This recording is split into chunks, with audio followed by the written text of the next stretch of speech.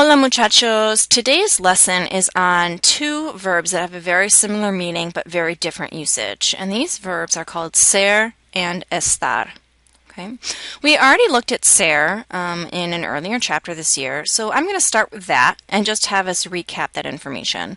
Anything that's in yellow, please put that in your notes packet, and obviously you can stop and pause and replay as many times as you need to. Okay, so the verb ser. Yo soy. Tú eres. Él, ella, usted es. Nosotros somos. Vosotros sois. Ellos, ellas, ustedes son.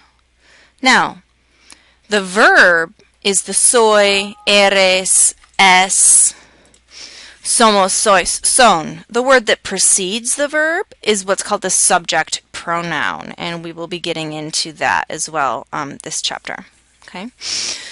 It means to be, which translates to I am, you are, he or she is, we are, y'all are, and they are.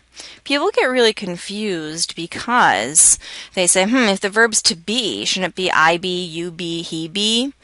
No, that's incorrect. Okay?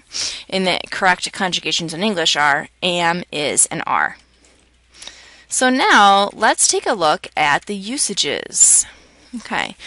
First of all, we need to note that ser is going to be used for permanent conditions. We have a nice little acronym that we use to help remind us of the different usages of ser, and that is STOOD. S is for ser, T is for time, O is for origin, O is for occupation, D is for descriptions. So please write in these examples. ¿Qué hora es? What time is it? Son las 3. It's 3. Origin. Soy de Guatemala. I'm from Guatemala. Occupation. Valeria es reportera. Valeria is a reporter. El coche es rojo. The car is red. And this is an example of a description. Now, one could argue, well, the color of a car isn't permanent because you could easily paint it a different color. And although that may be true, please just sort of play along and use this as a blanket statement that permanent conditions take ser.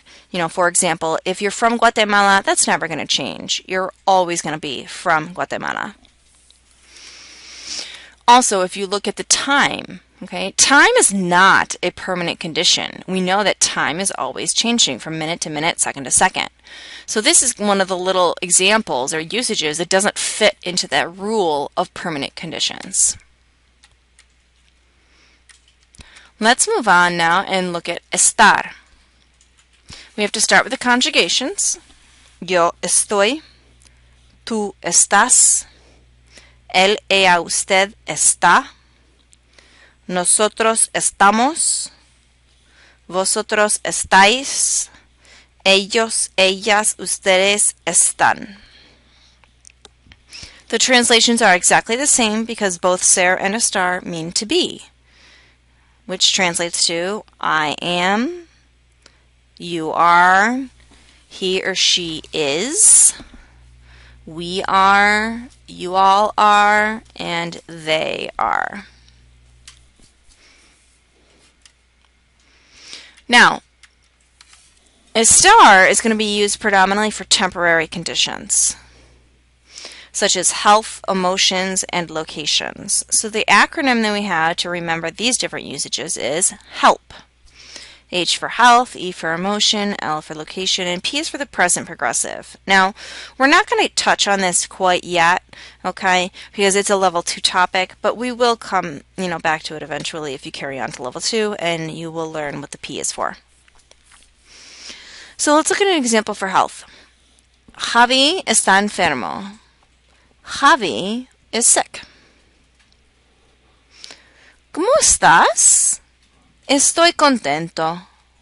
How are you? I'm happy. El libro está debajo del pupitre. The book is under the desk. This is using location, but only for objects.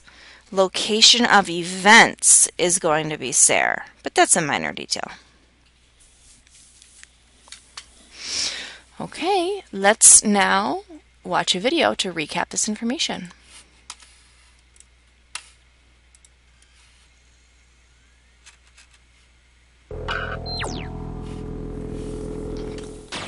There's something back there. It's been so long since we passed it, I forget what it is.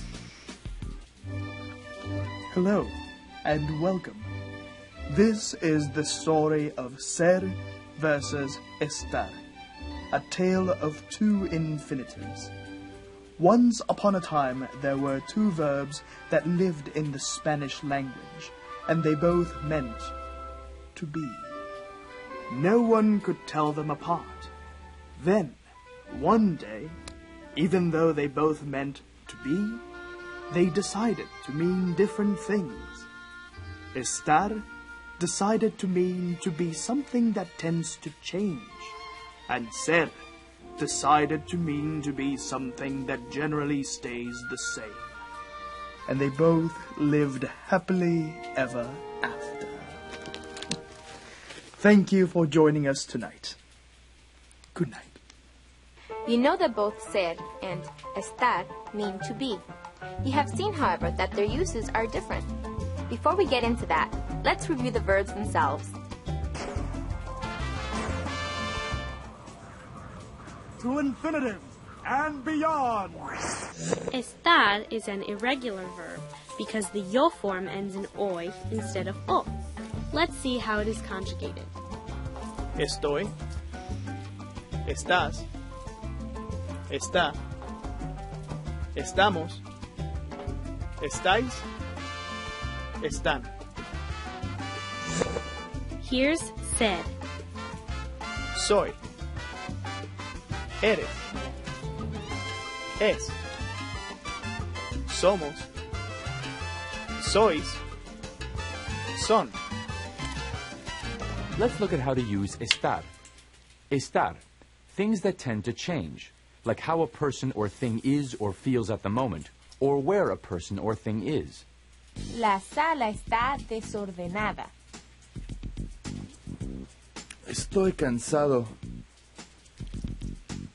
Estamos ocupados. Los gatos están debajo del libro. Ser, things that are unlikely to change or that describe permanent characteristics of people. Ser is used with nationality. Soy de Honduras. Permanent characteristics. Eres mi hermana. Possessive. La luz es mía. Profession. Somos profesores. Or what something is made of. Son de plástico. Fill in the blanks with a proper form of ser or estar. Mi hermana, muy cansada.